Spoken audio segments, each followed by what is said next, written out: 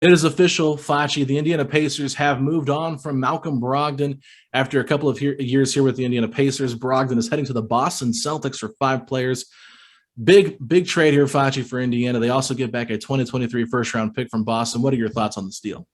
That first-round pick, Alex, it got me going because a couple days ago, I actually stooped down a level to sell myself on saying, what if it's Dinwiddie and a couple second rounders? Is that the worst? And it's like, I don't want Dinwiddie on this team. So at this point, we're getting a solid backup in Daniel Tice. All right.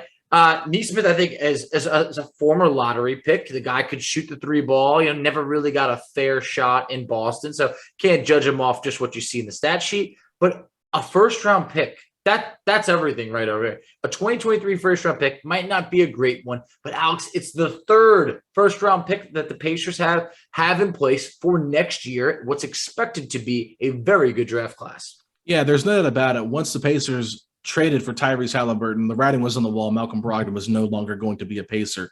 The worst thing the Pacers did was when they gave him that extension, they acquired a point guard of the future. I don't think they had ever envisioned that when they gave him that extension, which completely just killed his value. So if you look at it from that standpoint, the fact that they were able to move him to a contender, I think that really does help him, and it helps the Pacers organization say, hey, if we're trying to move off of a veteran, hey, we're proving, hey, we'll get you to a place where you want to be at. But, they got Malik Fitz in this deal. They also got Juwan Morgan. They got Daniel Tice. You said Aaron Nesmith and then Nick Stauskas as well. So those 5 players will be coming here. Obviously, they're not all going to be on the Pacers roster next year. You have to envision they're going to cut at least 1 or 2 of them, maybe 3 of them. I just think the roster is too crowded right now. So the deal cannot be official, though, until July 9th, because a player cannot be traded until he's been on the team for 3 months. And Juwan Morgan was picked up by the Celtics on April 9th. So they got to wait till July 9th for it to be officially official, Facci. But with that being said, the Pacers have done a terrific job in adding another asset in that first-round pick.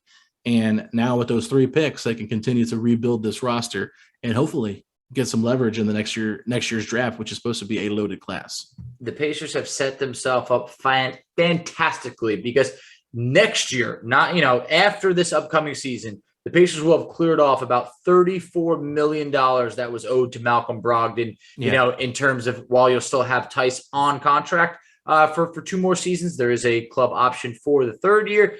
Nesmith has a team option. Who knows if the Pacers would end up picking it up after next season. So either way, in short term, you're talking about Tice going into the Jeremy Lamb $10.5 million trade exception right over there. This move creates about $10 million in cap space for next season. Well, for this offseason for the Pacers, to the point where now all of a sudden, once the trade becomes official, they will have a real max slot contract. So I think at this point, the Pacers managed to check quite a few boxes. The one that they might not have checked is the winning now box, but we're not really going for that right at this moment. No, they're not trying to win now. So I think it makes a lot of sense what they're doing. We'll see if they make any more moves in terms of trading some of these veterans.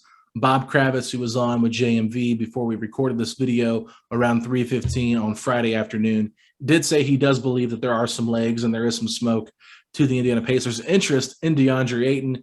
But at the same time, he also said Buddy Hield could be on the move as well. So keep an eye on all of that. The Pacers are in a spot right now where they have a lot of flexibility with this cap space, and they also have players that teams covet to a certain degree that are trying to win now. So keep your eyes open, Pacer fans, because this could just be the beginning of more moves to come. And I think the Pacers are in a great spot as they are going to rebuild this roster around Tyrese Halliburton and Benedict Mathurin. Oh, absolutely. The toes have been dipped, and I'm imagining a splash is on its way. So at this point, when you're hearing that Ayton of the Pacers has legs, Alex, I've already ran with it. At this point, I can't go back. We need to get DeAndre Ayton. And also, we know that after Rudy Gobert now going to the Minnesota Timberwolves, the Jazz have a huge hole at center. So they could be getting in on the Ayton market right over there, creating some competition for the Pacers. We imagine the Suns don't elect to bring Ayton back, but probably try and, do their best at making a sign and trade happen. So it all comes down to where does Ayton want to play? And I hope at this point it is Indiana. We haven't had this opportunity in a while to get a number 1 pick type talent here. Yeah, we've heard some rumblings that, Brooklyn could have some interest. We've heard they're not interested. We know that Utah just made a huge deal to send Rudy Gobert to the Minnesota Timberwolves. They are a team that now is reportedly interested in going after and doing a sign and trade for DeAndre Ayton. But with that being said, while he can be, acquired via sign and trade, he can also be acquired just outright signing. And so the Indiana Pacers having that cap space now, that flexibility to go out and offer him a max contract without having to do a sign and trade involving Miles Turner or whoever they could involve in that trade, they do have a little bit of leverage here over those teams that are trying to facilitate a trade with the Brooklyn Nets. So I think overall the Indiana Pacers are in a great spot, Facci, and I truly believe that no matter what happens, the future is now. The future is very bright. And with Mathurin, Halliburton, Duarte still on the roster, Isaiah Jackson, this is your core four. You build around them and see what you can do. And if you can add more pieces like a DeAndre Ayton, maybe you flip Turner if Ayton doesn't work, and you look at Toronto and say maybe we can snag OG Anunoby. These are the kind of moves you make to start a rebuild. And I think that it's a great time to be a Pacer fan because no longer are we stuck in mediocrity. That is the big thing. The ceiling has been raised. All right, we're going through the roof over here if we're adding guys like Ayton and OG. I don't know. I don't want to sell myself on these pipe dreams, these dream scenarios, but you can't tell me it's impossible at this point. The Pacers have set themselves up to potentially be big-time players. Now, did I think we were going to make that big splash right away on free agency night one?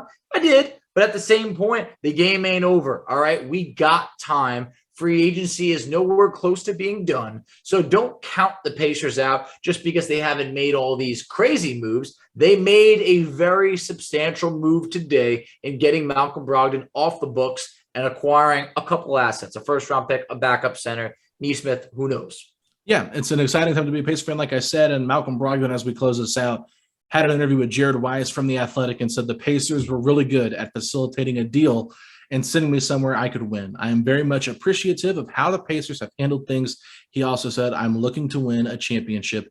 That's actually it. So congratulations to Malcolm Brogdon for landing in a great spot for him. The Boston Celtics did a fantastic job in acquiring Malcolm Brogdon without giving up any of their core pieces in the rotation for the playoffs.